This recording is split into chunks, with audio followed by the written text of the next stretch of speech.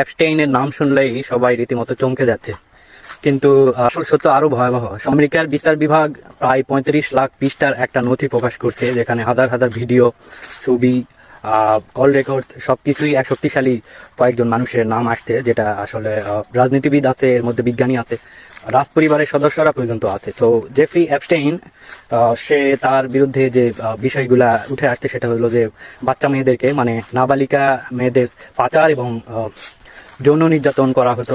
এখানে নাম আসছে Bill Clinton, Donald Trump, Prince Andrew, Elon Musk, Bill Gates এবং রিচার্ড ব্র্যানসনের মতো বিখ্যাত নামগুলা। সো এই নথিতে ডোনাল্ড ট্রাম্পের নাম প্রায় 5300 বার আসছে। অন্যদিকে বিল গেটসের ব্যক্তিগত সম্পর্ক নিয়ে ব্ল্যাকমেইল করার চেষ্টা, সেটাও অ্যাকচুয়ালি আছে।